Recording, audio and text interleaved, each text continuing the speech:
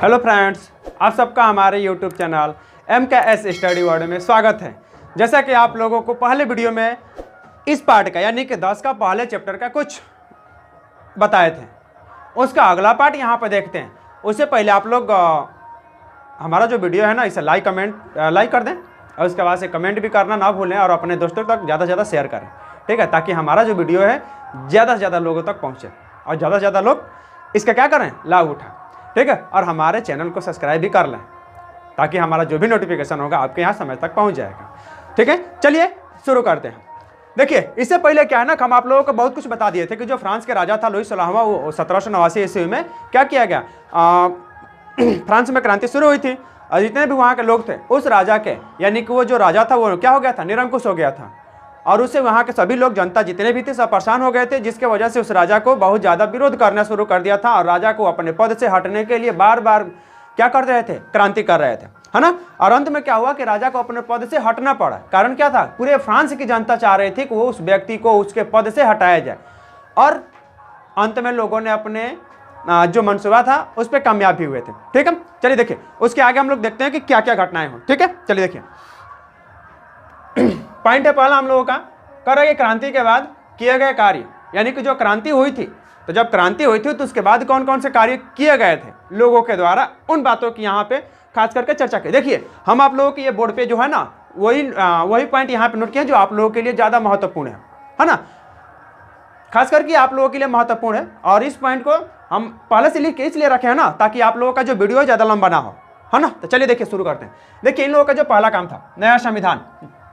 नया संविधान कहने का मतलब कि जो वहाँ का लुई 16वां था उसके द्वारा जो भी कानून बनाया गया था, उन सभी कानूनों को बंद कर करके वहाँ पे नया कानून लागू करना क्या किया गया, शुरू किया गया। किसके द्वारा, लोगों के द्वारा। ये हुआ नया कानून। उसके बाद से हुआ सभी को समान अधिकार, यानी कि फ्रांस में जितनी भी जनता थी, सभी जनता के लिए, सभी नागरिकों के लिए एक समान कानून बनाना वहाँ के लोगों ने शुरू किया था, ठीक है। तो पहला क्या हुआ, नया संविधान। दूसरा क्या हुआ, सभी को समान अधिकार मिलना शुरू हो गया, ताकि फ्रांस के लोगों के बीच मतभेद ना हो कि किसी को किसी को ज़्यादा अधिकार मिला, किसी को कम अधिकार मिला।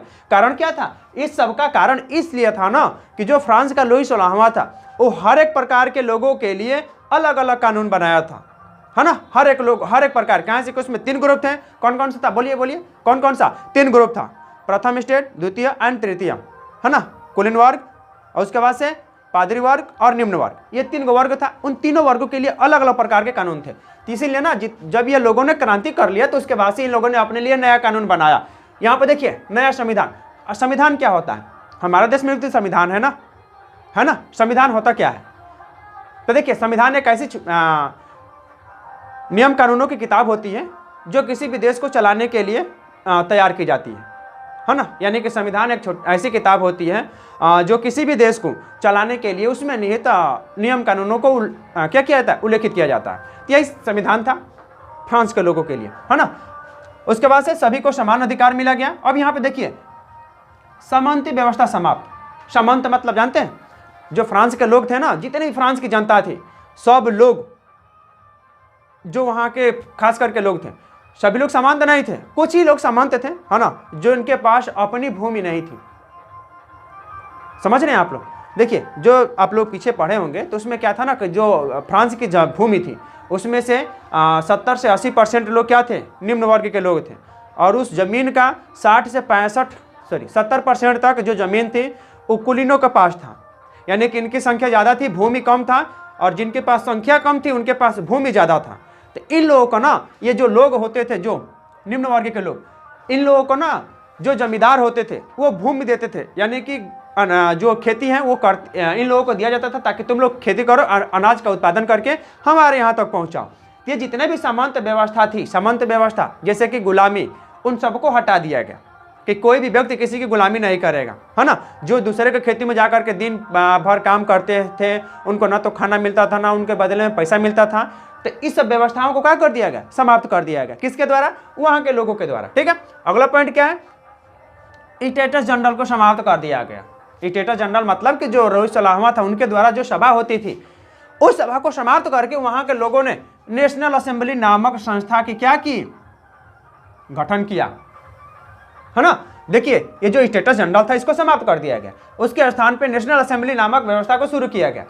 इसलिए नेशनल असेंबली को लाया गया ताकि यहाँ पे जितने भी फ्रांस के लोग थे वो जाए और फ्रांस के लोगों के बारे में सोचें, उनके बारे में, उनकी जो परेशानी हो उसके बारे में जिक्र करें, ताकि जो फ्रांस के सरकार है उनके दुख को, उनकी समस्या को, उनकी परेशानी को क्या कर सके, निदान कर सके। इसीलिए नेशनल असेंबली लगाया गया और इस नेशनल असेंबली के द्वारा ही फ्रांस के सभी जितने भी लोग थे उन सभी को परेशानी को क्या किया जाता था, सुना जाता था। इसलिए नेशनल असेंबली नामक संस्था की क्या की गई, स्थापना की गई। ये नेशनल असेंबली जैसे कि हमारे यहाँ क्या है, संसद भवन है ना, उसी प्रकार ये फ्रांस की नेशनल असेंबली संसद भवन की तरह थी। यहाँ पर सभी लोग जाते थे और अपने अपने क्षेत्रों को, अपने अपने एरियाओं के बारे में जो भी परेशानी होती थी इसमें जिक्र होती थी या चर्चा होती थी। यही था नेशनल असेंबली, है ना। अगला पॉइंट देखिए, फिर कह रहा है कि आंतरिक आय निर्यात शुल्क समाप्त। कहने का तात्पर्य क्या है, आंतरिक, आंतरिक मतलब कि अंदर, कहाँ पे, तो फ्रांस के अंदर। आयात और निर्यात, आयात और निर्यात मतलब जानते हैं ना, आयात मतलब होता है खरीदना और निर्यात मतलब होता है बेचना, है ना। तो जो वहाँ के जो लोग थे अपने ही राज्य में, जब एक राज्य से दूसरे राज्य में या एक क्षेत्र से दूसरे क्षेत्र में जब जाते थे तो देखिए आयात मतलब खरीद के लाना, निर्यात मतलब ले जाकर के बेचना। इतने देखिए शुल्क समाप्त, शुल्क समाप्त मतलब कि जो वहाँ पे टैक्स लगते थे उन सबको वहाँ के लोगों के द्वारा जब संविधान नियमों बना तो ये सब क्या कर दिया गया, समाप्त कर दिया गया। जो अलग अलग प्रकार के टैक्स लगते थे यानी कि कर लगता था। कहने का मतलब क्या है, जैसे कि कोई भी वस्तु है ना, हम उसे क्या करते हैं, किसी दूसरे राज्य से खरीद के लाते हैं तो हमारे यहाँ क्या हो जाएगा, महंगा हो जाएगा। और कोई वस्तु अगर हम अपने यहाँ ही खरीद रहे हैं तो हमारे लिए सस्ता होगा। मगर वहाँ पे ना इस प्रकार के नियम था ही नहीं। इस प्रकार के नियम कहने का मतलब कि वहाँ पे अलग टैक्स होता था और यहाँ पे अलग टैक्स, यानी कि आपको डबल टैक्स देना पड़ता था। तो इस प्रकार का जो आंतरिक व्यवस्थाएं थी ना आयात निर्यात पे, जितने भी प्रकार का टैक्स यानी कि कर लगता था उन सबको यहाँ के लोगों ने क्या किया, समाप्त कर दिया। यानी कि जब संविधान बना तब समाप्त कर दिया गया, है ना। अब देखिए वहाँ पे जब ये समाप्त हो गया तो यहाँ पे नया नाप तौल की पद्धति लाई गई। नई मतलब कि जो पहले वाला होता था ना उसको बंद कर दिया गया। कहने का मतलब क्या है, जो पुरानी जो माप तौल की पद्धति थी वो किसी भी वस्तु को, जैसे कि सपोज दैट कोई वस्तु है जिसे हम लोग यहाँ पे 1 किलो नापे हैं, कहीं दूसरे जगह ले जाकर नापेंगे ना तो वह 1 किलो नहीं होता था, उनके यहाँ कम होता था या तो ज़्यादा हो जाता था। यानी कि अलग अलग राज्यों में माप तौल की पद्धति अलग अलग हुआ करती थी, है ना। तो इसीलिए ना ये जो माप तौल की पद्धति थी, नई पद्धति लाई गई। जो पुरानी पद्धति थी ना उसके समाप्त कर दिया गया, है ना।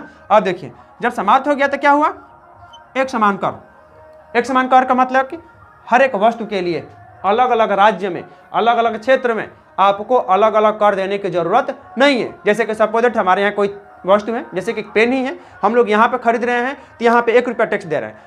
जाकर के हम लोग क्या करें, बिहार में खरीदे तो वहाँ पे 2 रुपया टैक्स देंगे। तो इस प्रकार का कंडीशन नहीं होगा। अगर हमारे यहाँ भी 20 रुपया का मिल रहा है तो वह कलम बिहार में भी 20 रुपया की मिलनी चाहिए, है ना। तो इस प्रकार के कंडीशन यही कह रहा है कि एक समान कर, यानी हर एक राज्य में क्या होगा, हर एक राज्य में एक ही प्रकार के कर होंगे, अलग अलग नहीं होगा। इसका कहने का तात्पर्य यह था, है ना। अब देखिए उसके बाद से क्या हुआ कि फ्रेंच की राष्ट्रीय भाषा, जो फ्रेंच को राष्ट्रीय भाषा घोषित कर दिया गया। कहाँ का, फ्रांस का। फ्रांस की जो राष्ट्रीय भाषा थी उसे फ्रेंच घोषित किया गया सभी के लोगों के द्वारा। क्या है कारण, क्या है कारण ही है ना कि हमारे ही राज्य में ले लीजिए। जैसे कि हम लोग क्या है, हम लोग रहते हैं उत्तर प्रदेश में, कुछ लोग बिहार में, तो देखिए हमारे यहाँ भी भोजपुरी बोली जाती है और बिहार में भी भोजपुरी बोली जाती है। मगर क्या पूरे उत्तर प्रदेश में भोजपुरी बोली जाती है, नहीं, है ना। तो उसी प्रकार आप पश्चिम बंगाल में चले जाइए, वहाँ पे बंगला लोग बंगाली या बांग्ला बोलते हैं। उसी प्रकार आप चले जाइए कहाँ पे, उड़ीसा में, वहाँ के लोग उड़िया बोलते हैं। तो देखिए क्या हुआ कि जो हमारी भाषा है उनकी भाषा से थोड़ी सी भी मैच नहीं होती है, यानी कि मिलता जुलता नहीं है। तो शायद हम लोगों को ये लगता है ना कि हम दोनों के बीच में अपनत्व का भावना नहीं है। अपनत्व मतलब कि वो किसी अलग है और हम लोग अलग हैं। मगर क्या है कि जैसे कि हम सभी लोगों के लिए एक भाषा बनाई गई है भारत में, हिंदी होता है ना, जो सभी लोग एक ही भाषा का उपयोग करते हैं। इससे क्या होता है ना, इससे राष्ट्रीयता बढ़ती है। इससे ये अनुभव होता है या इससे ये मालूम होता है कि हाँ वो भी व्यक्ति हमारी भावनाओं को या हमारी भाषा को समझ रहा है और हम भी उसकी भाषाओं को समझ रहे हैं। इससे क्या होता है कि एक दोनों के बीच एक संबंध बन जाता है अपनत्व का, है ना। और यही अपनत्व की भावना जगाने के लिए वहां पे फ्रेंच को पूरे फ्रांस की राष्ट्रीय भाषा घोषित की गई थी, है ना। उसके बाद अगला पॉइंट क्या था, राष्ट्रीय गान। हमारे यहाँ राष्ट्रीय गान क्या है भारत में, क्या है बोलिए, जनगण मनगण। तो उसी प्रकार जो ये था ना राष्ट्रीय गान, फ्रांस का मार्सिले था। ये मार्सिले था क्या, डायरेक्ट ये इसके राष्ट्रीय गान डायरेक्ट बना दिया गया, नहीं। क्या होता था ना कि जब फ्रांस के जितने भी सैनिक हुआ करते थे, जब वो किसी दूसरे राज्य से या किसी दूसरे राजा से जब युद्ध लड़ने जाते थे तो इस प्रकार के मार्सिले नामक जो राष्ट्रगान था इसका सबसे ज़्यादा उपयोग करते थे। ये होता क्या था, यह सैनिकों के अंदर जोश भरने वाले एक गीत था, है ना, जो उस सैनिकों को क्या होता था, उस सैनिकों के अंदर जोश भरने का कार्य करता था। इसीलिए वहाँ के लोगों ने, कहाँ के, फ्रांस के लोगों ने क्या किया, मार्सिले को राष्ट्रीय गान की संज्ञा दे दी, मार्सिले को राष्ट्रीय गान की संज्ञा दे दी थी। ठीक है, अब आगे देखिए अगला पॉइंट क्या था। अगला पॉइंट ये लुई 16वां का अंतिम था 1700 कितने में, बोलिए 93 में लुई 16वां को क्या हुआ, सार्वजनिक रूप से फांसी दे दी गई। ठीक है, यानी कि 1700 कितने में, 93 में जो लुई 16वां था उसको सार्वजनिक रूप से, सार्वजनिक होने का मतलब सभी फ्रांस के जनताओं के द्वारा यह मान्यता दे दी गई या ये बता दिया गया कि अब लुई 16वां को क्या किया जाएगा, फांसी दिया जाएगा, यानी कि उसको समाप्त कर दिया जाएगा। जितने भी फ्रांस के लोगों थे उन सब ने इनके ऊपर राजी जताई और लुई 16वां को अंत में फांसी की सजा दे दी गई। ठीक है, मगर क्या है ना कि देखिए इसका दो मत मिलता है। दो मत कहने का मतलब कुछ जो इतिहासकार हैं उनके द्वारा कहा जाता है कि लुई 16वां को फांसी दी गई थी, और कुछ इतिहासकार हैं ना उनके द्वारा ये कहा जाता है कि इन्हें एक मशीन बनाया गया था। कौन सी मशीन, बोलिए, अगर आप लोगों को मालूम है तो बोलिए, आप लोग पीछे पीछे बोलते चलिएगा। ठीक है, कौन सी मशीन थी, गुलेटिन, गुलेटिन। ठीक है, और इसको बनाने वाला व्यक्ति भी गुलेटिन ही था, है ना। यह गुलेटिन क्या होती थी, एक प्रकार के धारीदार आरी जैसा होता था, ऊपर से छोड़ा जाता था और नीचे एक मुंडी रखने वाला स्थान होता था, उसी पे व्यक्तियों को सर रख करके और उसके ऊपर क्या किया जाता था, उस धारीदार आरी को ऊपर से छोड़ दिया जाता था और वह नीचे जाता था और व्यक्ति के मुंडी को सर से अलग कर देता था, है ना। तो यही होती थी गिलोटिन, और इस पे सबसे पहले टेस्ट गुलेटिन की ही किया गया। सबसे पहले इन्हीं को उस पर काटा गया था सर को। ठीक है, सर कलम कर देना। तो यहाँ पे दो मत होता, एक गुलेटिन नामक मशीन पे इसका सर कलम किया गया था और दूसरा था फांसी का। ठीक है, तो आप लोगों को जो उचित लगे आप लोग इसमें समझिएगा कि जो ये था ना लुई 16वां का, या तो उसे फांसी दी गई थी या गुलेटिन पर चढ़ाया गया था, है ना। अब आगे देखिए, तो यहाँ ये वाला याद रखिएगा कि जो लुई 16वां था उसे सार्वजनिक रूप से 1793 ईस्वी में क्या किया गया था, फांसी की सजा दी गई थी या गुलेटिन पर चढ़ाया गया था। और गुलेटिन नामक मशीन की खोज किसने किया था, गुलेटिन नामक वैज्ञानिक ही था जो उस मशीन की खोज किया था, है ना। और सबसे पहले उन्हीं का क्या किया गया था, इस पर टेस्टिंग की गई थी ताकि ये मशीन काम कर रहा है कि नहीं कर रहा है। ठीक है, आगे देखिए, तो यहाँ तक था लुई 16वां को यहाँ पे अंतिम रूप से समाप्त कर दिया गया। और ये भी याद रखिएगा जो महारानी जो ये था 1793 में जो लुई 16वां था, जो इसकी पत्नी को जो थी ना, पत्नी ऑस्ट्रिया की थी महारानी, क्या नाम था, राजकुमारी जो थी, बोलिए, मैरी एंटोइनेट, है ना, जो लुई 16वां की पत्नी थी। कुछ दिन बाद उसको भी क्या कर दिया गया, फांसी की सजा दे दी गई, है ना। तो यहाँ पे यह याद रखिएगा। चलिए अब आगे देखिए, अब जब ये सब घटनाएं चल रही थी ना, ये सब इन्हीं के बीच एक व्यक्ति पल रहा था। ठीक है, और वो था एक सैनिक। क्या था, सैनिक। उस सैनिक का नाम क्या था, बोलिए, नेपोलियन। कौन था, नेपोलियन, है ना। प्रारंभ में क्या था, प्रारंभ में एक सैनिक था, है ना, प्रारंभ में सैनिक, है ना, यह एक सैनिक का कार्य करता था। मगर क्या है ना कि ये जो सैनिक था ना, इसके अंदर कुछ अलग ही प्रकार की उत्तेजनाएं थी। ये चाह रहा था कि हम क्या करें, ऐसे ही काम करते रहें और फ्रांस के ऊपर शासन करें। अभी देखिए क्या हुआ कि जितने फ्रांस के लोगों थे अनेक प्रकार के क्रांति लड़े, अनेक प्रकार की समस्याओं से जूझे, और जूझने के फलस्वरूप क्या हुआ, उन लोगों ने अनेक प्रकार की समस्याओं को समाप्त करते हुए उन लोगों ने फ्रांस को आज़ाद कराया। और उन लोगों ने अपने लिए नियम कानून, अपने लिए हर एक चीज़ बना लिया था। मगर उन लोगों को ये नहीं मालूम था कि हमारे बीच एक प्रकार का व्यक्ति क्या हो रहा है, बड़ा हो रहा है, जो उनका मंसूबा अलग था, है ना। वो कौन था, नेपोलियन। ठीक है, चलिए इसके बारे में कुछ देखते हैं, उसकी क्या थी राय। अनेक प्रकार की उसके भी मन में विचार थे, वो विचार क्या था उसको लाइन बाई लाइन देखते हैं। ठीक है, देखिए आप लोग क्या कीजिए ना कि नेपोलियन के बारे में ज़्यादा जानने के प्रयास ना कीजिएगा, कैसे कि ये बहुत बड़ा व्यक्ति था, है ना। अगर इनके बारे में आप लोग जानना शुरू कर देंगे तो आप लोगों का सिलेबस ये बाहर हो जाएगा, और आप लोगों को उतना ही जानना है जितना आप लोगों के सिलेबस के लिए है, यानी कि आप लोगों के पेपर के लिए है। तो उससे ज़्यादा जानने की जरूरत नहीं है। अगर इसके बारे में जानेंगे ना तो बहुत मोटी किताब हो जाएगी। तो देखिए जितना आप लोगों के लिए पॉइंट है, जितना महत्वपूर्ण पॉइंट है, सिर्फ उतना ही आप लोगों को बताया। ठीक है, देखिए तो जो नेपोलियन बोनापार्ट था, ये याद रखिएगा, शुरू में एक सैनिक था जो सैनिक के रूप में कार्य करता था और अपने देश के लिए लड़ा भी था, है ना। तो देखिए जो नेपोलियन था, ये 1799 ईस्वी में डायरेक्टरी का शासन समाप्त कर दिया। कौन सा, जनरल स्टेट जो था, इसमें नेशनल असेंबली द्वारा बनाया गया था। और इनके द्वारा क्या था कि 1799 ईस्वी में क्या किया, डायरेक्टरी नामक शासन व्यवस्था को क्या कर दिया, समाप्त कर दिया। ठीक है, सत्ता पर समाप्त किया और उसके बाद से क्या हुआ, सत्ता पर खुदे बैठ गया मतलब फिर से राजतंत्र आने वाला था उनके राज्य में, यानी कि फ्रांस में, है ना।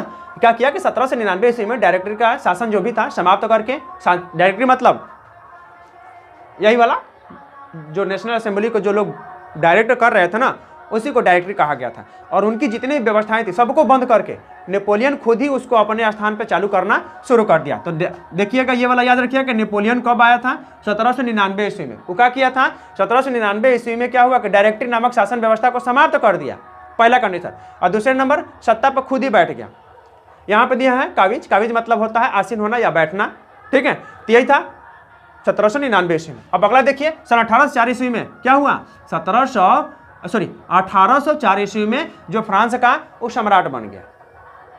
मतलब कि यहाँ पे देखिए 1799 ईस्वी में डायरेक्टरी समाप्त करके सत्ता पे काबिज, सत्ता काबिज मतलब कि बैठा था, आसीन हुआ था, है ना। और इसके बीच में वो ऐसा कार्य कर रहा था ताकि जनता के, यानी कि जो फ्रांस के लोग हैं, उनको ये लगे ना कि ये नेपोलियन जो है ना अच्छा व्यक्ति है ना। और वो अच्छा दिखने का प्रयास कर रहा था। और प्रयास करने के फलस्वरूप फ्रांस में ऐसी बहुत सी काम किए थे जिससे फ्रांस के लोगों को लगा था ना कि अब लग रहा है कि हमारे जो राजतंत्र जो व्यवस्था है वो समाप्त हो गई है। मगर उन लोगों की जो सोच थी बहुत जल्द ही बदलने वाली थी। कहाँ से ना कि जो नेपोलियन था वो उस प्रकार का व्यक्ति था नहीं, है ना। तो देखिए 1804 ईस्वी में फ्रांस के सम्राट बन गया था कौन, नेपोलियन। उसके बाद क्या हुआ, उसके बाद यही हुआ कि सन 1804 ईस्वी में नेपोलियन संहिता लागू कर दिया। नेपोलियन संहिता मतलब अब जो ये था ना नेशनल असेंबली, इसको पूर्ण रूप से समाप्त कर दिया। ये किसके द्वारा बनाया गया था, बोलिए, डायरेक्टरी के द्वारा जो लोग थे, इसको क्या कर दिया, समाप्त कर दिया। समाप्त करने का फलस्वरूप क्या किया, यहाँ पे देख रहे हैं ना, नेपोलियन संहिता लागू कर दिया। नेपोलियन संहिता मतलब कि अब हम जो कहेंगे आप लोगों को मानना पड़ेगा। कहाँ से कि यहाँ पे देखिए 99 से लेकर के 1804 ईस्वी तक, इसके बीच में जो काम किया था ना, इससे लोगों को दिल जीतने के लिए काम किया था, ताकि लोगों को ये मालूम हो जाए ना कि नेपोलियन हमारे लिए कुछ बढ़िया काम कर रहा है। और जब उन लोगों को ये लगा ना, तब नेपोलियन ने कहा कि अब ठीक है, हम अपने लिए एक नियम कानून बना रहे हैं, पुराने वाले नियम कानून को समाप्त करके नया नियम कानून लगाया जाए। लोगों ने कहा कि ठीक है लगाइए, और उसी को क्या कहा गया, नेपोलियन संहिता। अब तो नेपोलियन संहिता लागू हो गया, ठीक है। आगे देखिए क्या हुआ ना कि राष्ट्रवाद के प्रसार में नेपोलियन का योगदान, ठीक है। अब राष्ट्रवाद का नेपोलियन का यहाँ पे योगदान क्या हुआ, लोगों को तो बहुत कुछ दिखा दिया था, है ना। अब वो देखिए क्या हुआ, बढ़िया तो देखिए ऐसा नहीं है कि बहुत बेकार था, बहुत बेकार भी नहीं था, वो बढ़िया व्यक्ति था। मगर अंत में चल करके ना उसके अंदर कुछ ऐसी बदलाव आई जिसके वजह से उसको अंदर ये लगने लगा ना कि फ्रांस को फिर से राजतंत्र बनाया जाए और उसका शासक हम खुद होंगे। कौन था, नेपोलियन। उसके अंदर इस प्रकार की भावनाएं होगी। अब जानते हो क्या किया, अपने राज्य के, यानी कि इतने बीच में यहाँ से लेकर 99 से लेकर के 4 तक, वो अपने आसपास के जितने भी देश से थे, जैसे कि इटली हुआ, ऑस्ट्रिया हुआ, और भी जो पड़ोसी देश थे, उन सबसे क्या किया, मित्रता का भाव निभाया। कारण क्या है, कारण यह है ना कि उनके यहाँ भी राजतंत्र था और वहाँ के लोगों ने फ्रांस को देख करके उनके अंदर भी बदलाव आना शुरू हो गया राष्ट्रवाद का, है ना। राष्ट्रवाद मतलब आप लोगों को पहला वीडियो में बताया कि राष्ट्रवाद क्या होता है, राष्ट्रवादी कौन होता है, यानी कि वह व्यक्ति जो क्या बोलिए, आप लोग अपने पीछे से बोलते चलिए, है ना। यानी कि ऐसा व्यक्ति जो बिना लोभ के या बिना लालच के अपने देश की क्या करता है, रक्षा करता है, उसे क्या बोलते हैं, राष्ट्रवादी। और उनके द्वारा जो भावनाएं जागृत की जाती है ना, उसे क्या बोलता है, राष्ट्रवाद, है ना। तो इसी प्रकार के जो व्यक्ति थे ना, इन सबको जगाने के लिए नेपोलियन ने अनेक प्रकार के कार्य किए ताकि जितने भी पड़ोसी देश हैं उनके यहाँ और हमारे यहाँ राष्ट्रवादी लोग उत्पन्न हो। मगर वो नहीं जानता था कि यही राष्ट्रवादी लोग हमारे लिए भी खतरा बनेंगे। उन्होंने तो राष्ट्रवाद की भावना जगाई। देखिए कैसे राष्ट्रवाद के प्रसार में नेपोलियन का योगदान, यानी कि वो ही चाहता था ना कि जितने भी लोग हैं वो सब अपने अपने राष्ट्र से, यानी कि अपने अपने देश से लगाव रखें। तो देखिए इसमें क्या हुआ, कह रहा है कि विशेषाधिकार समाप्त, फिर कह रहा है कि आर्थिक असमानता दूर कर दिया। आप लोग जानते हैं विशेषाधिकार मतलब, यानी कि ऐसा अधिकार जो किसी भी व्यक्ति को जन्म से प्राप्त हो, उससे क्या कहते हैं, विशेषाधिकार। सपोज दैट जो चर्च में रहने वाले लोग थे, बोलिए चर्च में रहने वाले लोग कौन थे, पादरी वर्ग के, पादरी वर्ग के थे ना, उन लोगों का विशेष अधिकार था चर्च द्वारा क्या करने का, कर सुनने का, है ना। उसके बाद से चर्च में विशेष लोगों को आने जाने की ही अनुमति थी, बाकी सबको आने जाने की अनुमति नहीं थी। तो ये सब अधिकार था उन लोगों को जो जन्म से मिला हुआ था। वोट देने का भी अधिकार उन्हीं लोगों को था, कुलीन वर्ग को और पादरी वर्ग को, जो क्या था, जन्म से प्राप्त था। उसी प्रकार के ये जो जितने भी विशेषाधिकार थे सबको समाप्त कर दिया गया। और यहाँ पे देखिए समाप्त कर और आर्थिक असमानता दूर कर दिया गया। आर्थिक असमानता मतलब यहाँ पे ना तो कोई अब गरीब होगा और ना तो कोई धनी होगा, सब लोग अब हमारे लिए क्या होंगे, समान होंगे। किसके द्वारा ये लागू किया गया, नेपोलियन बोनापार्ट द्वारा। किस नियम के अनुसार, नेपोलियन संहिता के अनुसार। ठीक है, अगला पॉइंट देखिए, फिर कह रहा है कि कानून के समक्ष सबको बराबरी का अधिकार मिला। यही बताए कि इसमें जो आर्थिक था ना, ये वाला आर्थिक समानता इसी के आधार था, यानी कि कानून के समक्ष सबको बराबरी का क्या किया गया, अधिकार दिया गया। जितने भी लोग थे फ्रांस में, जो लोग वहां पे रह रहे थे, जो निवास कर रहे थे, उन सबको एक बराबरी का अधिकार दिया गया। इससे क्या हुआ ना कि जितने भी फ्रांस के बाहरी देश थे उस सबके अंदर ये भी भावनाएं उत्पन्न हो गई कि लग रहा है ना कि जो फ्रांस है ना बहुत बढ़िया काम कर रहा है ना। अभी आगे बताएंगे घटनाएं क्या क्या हुई, बहुत कुछ हुआ था। अब देखिए फिर कह रहा है कि उसके बाद से आगे कह रहा है कि यातायात और संचार व्यवस्था में सुधार लाया, यानी कि जो व्यापार करने की जो व्यवस्था थी उन सब में सुधार किया। उसके बाद से समान शुल्क मतलब यहाँ पे बताए थे, किधर गया, यहाँ पे शुल्क जो टैक्स था वही वाला यहाँ पे तो कह रहा है ना कि देखिए समान शुल्क यानी कि समान टैक्स यानी कि समान कर। फिर कह रहा है कि समान नापतोल, पुरानी वाली नापतोल जो बदल करके नई कल की गई थी। फिर कह रहा है प्रणाली और एक मुद्रा मतलब जानते हैं, अच्छी बताइए कि भारत में कितनी प्रकार की मुद्राएं चलती हैं, बोलिए, एक या दो? आप लोग ना कमेंट बॉक्स में लिख दीजिएगा, हम लिख रहे हैं। ठीक है, देखिए पहला रुपया और दूसरा पैसा। ठीक है, आप लोग बताइएगा कौन कौन हमारे देश में चलता है, रुपया चलता है कि पैसा चलता है।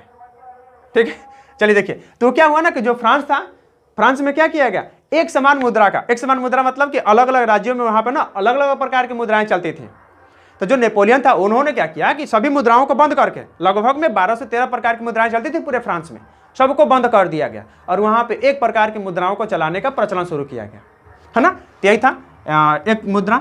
और उसके बाद से राष्ट्र का संगठित करने का प्रयास, यानी कि राष्ट्र को यानी कि पूरे फ्रांस को एकजुट करने का भी प्रयास किया था नेपोलियन, है ना। आगे देखिए फिर उसके बाद से कह रहा है कि सामंती व्यवस्था समाप्त, किसानों का भू दासत्व की मुक्ति, इसमें भी इसकी चर्चा हुई थी, है ना। इसमें ये वाला सामंती व्यवस्था समाप्त किया गया। इसमें भी ये जो सामंती व्यवस्था कुछ बचे थे उन सबको समाप्त करने में नेपोलियन बोनापार्ट का बहुत बड़ा योगदान था, है ना। और उसके बाद से जो किसान थे, किसान को भू दासत्व से मुक्ति, भू दासत्व मतलब जानते हैं, जैसे कि सपोजेट कोई भी व्यक्ति है, ठीक है, उनको इतनी भूमि दे दी गई ये व्यक्ति को, और आप क्या किया गया, कह दिया जाएगा कि आप इतने ही खेत में अनाज का उत्पादन कीजिए, और वो उत्पादन एक निश्चित अनुपात में की जाती थी। अगर उससे कम हुआ तो आपको दंडित किया जाता था, है ना, और उससे ज़्यादा हुआ तो कोई ना बात नहीं है, मगर कम हुआ तो आपको दंडित किया जाता था और दंड में आपको बहुत ज़्यादा प्रताड़ित किया जाता था। यही थे भूदास, यानी कि एक निश्चित भूमि के अनुसार आपको या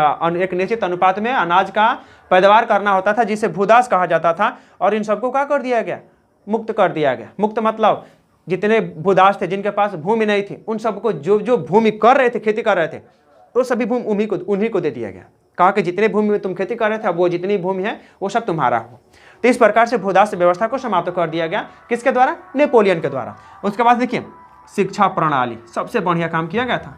शिक्षा प्रणाली पहले थी ही नहीं, कुछ ही लोगों को पढ़ने का भी अधिकार था, जो विशेषाधिकार थे इधर बताए थे, विशेषाधिकार को समाप्त करके उसमें ये भी था। ठीक है, तो जो शिक्षा का प्रणाली था इसमें नेपोलियन ने सुधार किया, बहुत ज़्यादा सुधार किया, ताकि अलग हमारे राज्य में पढ़ाई होगी, अलग राज्य में भी। फिर उसके बाद से पूरे फ्रांस में धीरे धीरे इस प्रकार की व्यवस्थाएं फैली, और वो शिक्षा के में जो शिक्षा प्रणाली थी इसमें सुधार करने में सबसे महत्वपूर्ण योगदान दिया था नेपोलियन। ठीक है, अगला देखिए, उसके बाद है धार्मिक सुधार, यानी कि जो धार्मिक था, धार्मिक मतलब जो चर्च वर्च थे उसमें जितने व्यक्ति पढ़ने वाले थे, पूजा पाठ करने वाले, या जिसमें उसमें रहने वाले, उसमें जितनी भी संपत्ति थी सब कुछ, तो ये कह रहा है कि उसमें जो भी नियम कानून थे सब में सुधार। और चर्च की जो संपत्ति थी उसे जब्त कर लिया गया। जब्त मतलब अब वो किसके अधिकार में होगा, लोगों का, और लोगों का शासक कौन था, नेपोलियन, है ना।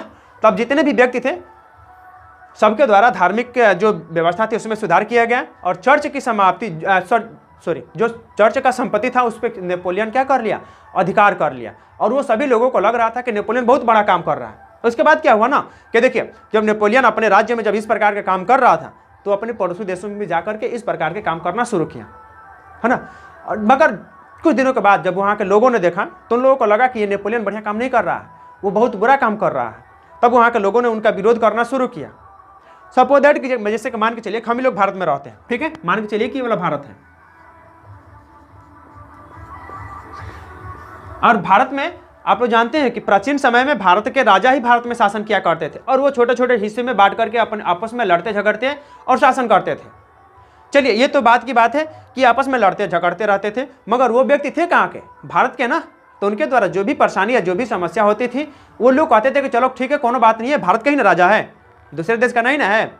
मगर आप लोगों ने देखा कि कुछ दिनों के बाद जब अंग्रेज आए भारत में और भारतीय राजाओं को हटा करके उनके स्थान पे उन लोगों ने खुद शासन करना शुरू कर दिया और भारतीय लोगों को दंडित करना शुरू कर दिया। इससे भारतीय लोगों को बहुत बड़ा क्या हुआ, बोलिए, नाराजगी हुआ। यानी कि भारतीय लोगों ने अंग्रेजों के बहुत नाराजगी दिखाई और इससे उन लोगों के मन में ये लगाना कि अंग्रेज हमारे लिए अच्छा नहीं कर रहे हैं।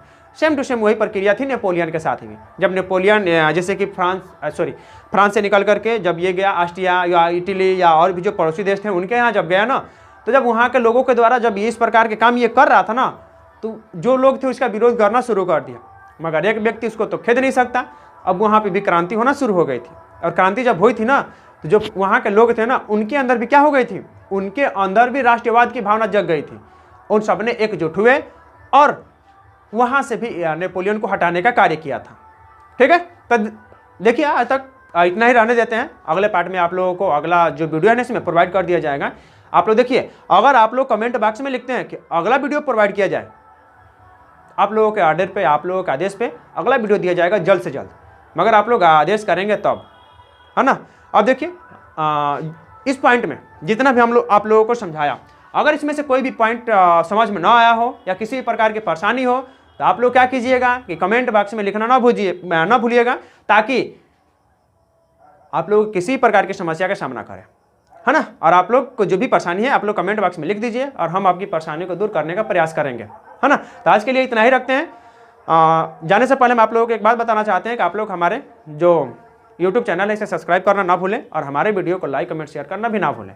और हमारा जो फेसबुक चैनल है उससे भी MKS स्टडी वर्ल्ड उसको भी ज्वाइन करें और टेलीग्राम चैनल को भी ज्वाइन करें, ताकि हमारा जो भी नोटिफिकेशन है आपके यहाँ तक सही समय पर पहुँचे। ठीक है, तो आज के लिए इतना ही रखते हैं। जय हिंद।